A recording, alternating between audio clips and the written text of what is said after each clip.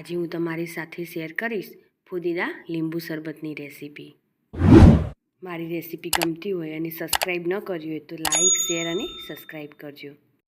ફુદીના લીંબુ શરબત બનાવવા માટે પહેલાં આપણે 1 ચમચી જેટલા તખમરિયા લઈશું। તેમાં આપણે પાણી એડ કરીશું। 5 મિનિટ માટે આપણે તેને રહેવા દઈશું। આ તખમરિયાની તાસીર એકદમ ઠંડી હોય છે, એટલે ઉનાળામાં તે સરસ એવી ઠંડક આપે છે। હવે આપણે એક મિક્સર જાર લઈશું। તેમાં લીલા ધાણા અને ફુદીનાના પાન એડ કરીશું।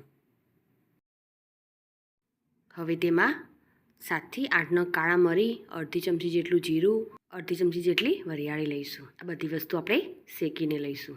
હવે બધી જ વસ્તુને તેમાં ઉમેરી દઈશું। તેમાં એક આદુનો ટુકડો એડ કરીશું અને એક મોટા લીંબુનો રસ એડ કરીશું। અડધી ચમચી જેટલો સંચર પાવડર એડ કરીશું અને તેમાં 4 ચમચી જેટલી સાકર એડ કરીશું। હવે બધી જ વસ્તુને સરસ રીતે ક્રશ કરી લઈશું। ક્રશ થઈ ગયું છે। હવે તેમાં પાણી એડ કરીશું અને તેને આપણે ગાળી લઈશું। ગાળી લીધા પછી આપણે ગ્લાસ લઈશું।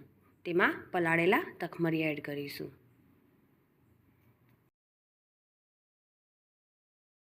હવે તેમાં ફુદીના લીંબુનો શરબત એડ કરીશું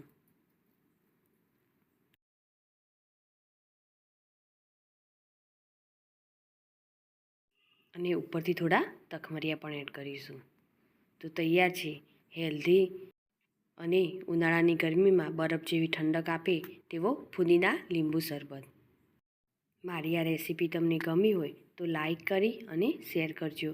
સાથે મારી ચેનલ સબસ્ક્રાઈબ કરી બાજુ આપેલ બેલ આઇકન પ્રેસ કરજો, જેથી નવી રેસીપીના અપડેટ તમને મળતા રહે।